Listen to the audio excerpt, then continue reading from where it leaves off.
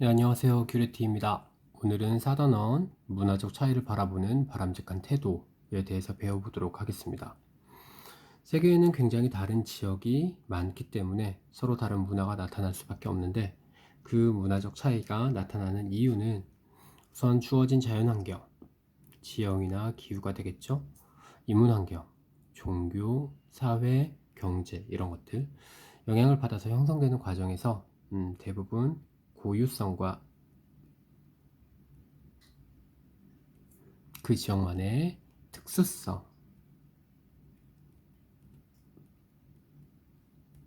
형성되기 때문에 문화적 차이가 발생할 수밖에 없습니다.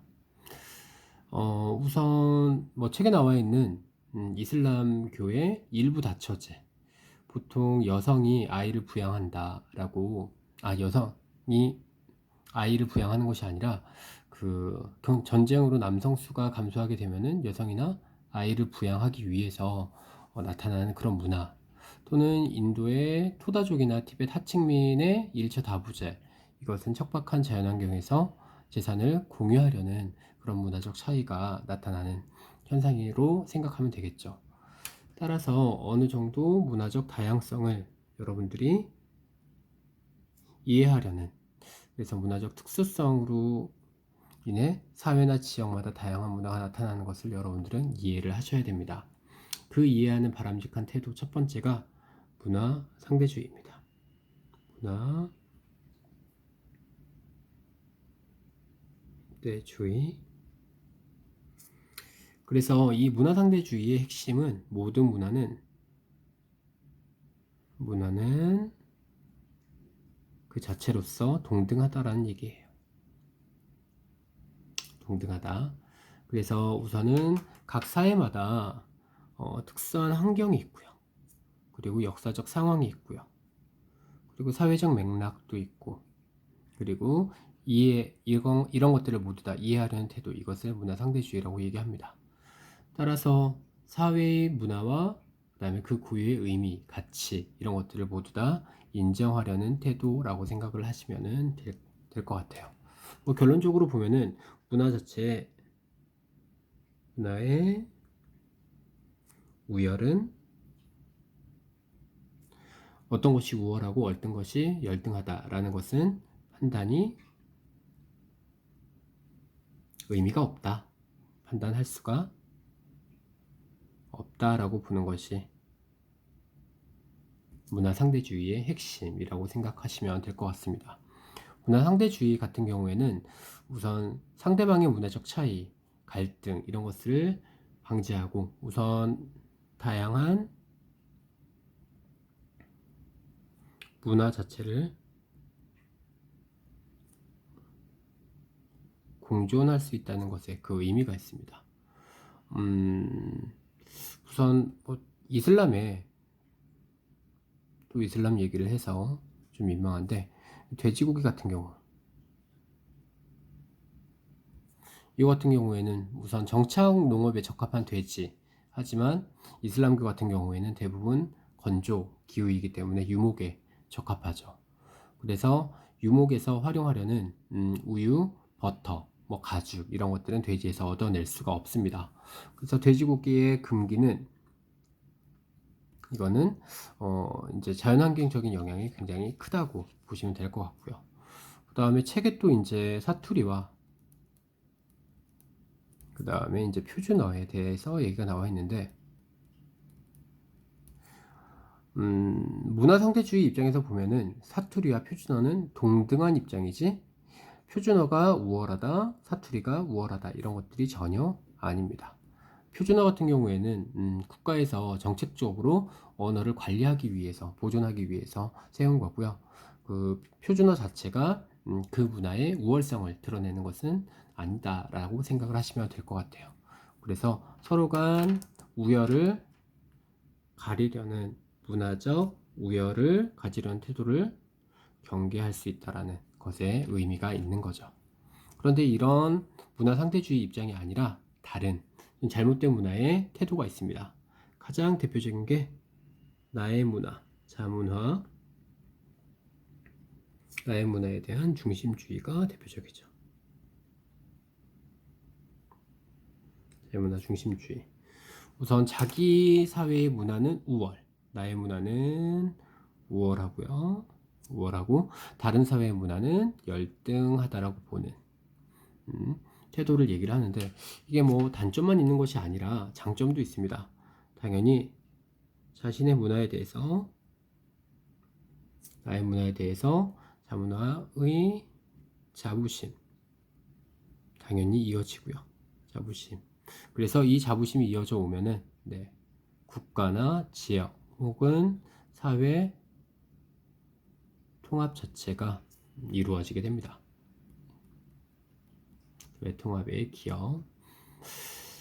하지만 역기능 상당히 심하죠. 이게 국수주의인데,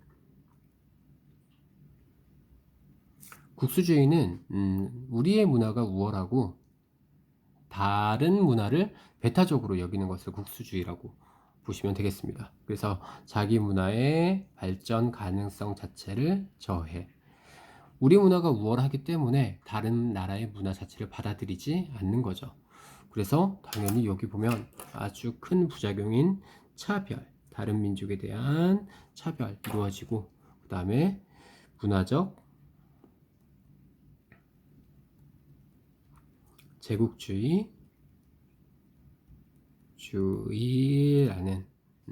가능성을 많이 만들어내게 됩니다. 기본적으로 자문화 중심주의는 자기의 자기 문화가 다른 문화 판단의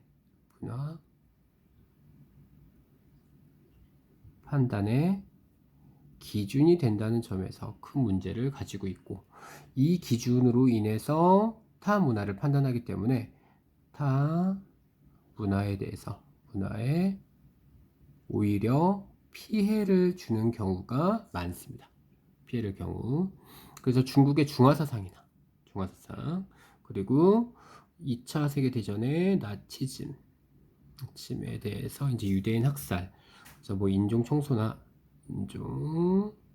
청소를 해야 된다, 이런 것도 그렇고요. 그 다음에 이슬람 극단주의가 주위에 이제 문화재 파괴, 타 문화재의 파괴, 이게 아주 대표적이죠. 그래서 문화 자체의 자기 문화가 우월하다는 것에 대한 부작용이라고 생각을 하시면 되겠습니다. 이것과는 정반대인데, 이번에는 문화 사대주의에 대해서 얘기를 할게요. 문화에 대한 사대주의. 이거는 자문화 중심주의와는 정반대입니다. 다른 사회의 문화의 우월, 그 다음에 자기 사회의 문화의 열등이라고 생각하시면 되고요. 이것은 우선 자기의 문화가 열등하다고 생각되기 때문에 다른 문화를 상당히 많이 잘 받아들이겠죠. 그래서 순기능으로 보면 타 문화의 수용이 굉장히 많이 하게 됩니다. 수용으로 인해서 이제 자기 문화의 자문화 개선에 기여를 하는 그런 순기능도 있지만, 무분별한 외부 문화의 수용, 이것 때문에 우선 문화적 정체성이라는 문화 정체성을 상실할 이를 가능성이 있습니다. 전통 문화 자체가 없어지게 되는 거죠. 조선의 혼일강리 역대 국도 지도라고 해서 그 중국의 중화사상을 표현한 그 지도가 있는데, 아이러니하게 중국 자체가 가운데 떡하니 있습니다. 그래서 그 중국의 중국 입장에서 보면 중화사상이고요, 우리나라 입장에서 보면 문화적 사대주의 대표적인 예고, 한글의 창제가 이제 반대 많이 했었죠. 일부 양반들에 의해서. 이것도 중국의 눈치를 보는 문화적 사대주의의 한 사례. 그 다음에 영어가 우수하다라고 생각해서 혹은 외국어나 거의 남용, 이런 것들이 문화사대주의의 대표적인 사례라고 볼 수 있습니다. 자, 문화중심주의와 문화사대주의의 그 공통점을 보면 우선 문화평가에 있어서 공통점,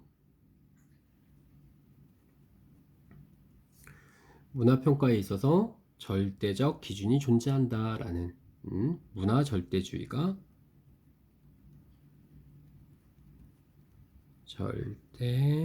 절대주의가 나타난다는 그런 공통점이 있어요. 하지만 문화는 판단할 수가 없습니다. 계속 얘기했다시피 여기 보이는 문화상대주의, 모든 문화는 동등하다라고 생각을 해 주셨으면 좋겠습니다. 네, 오늘 수업은 여기까지 할게요.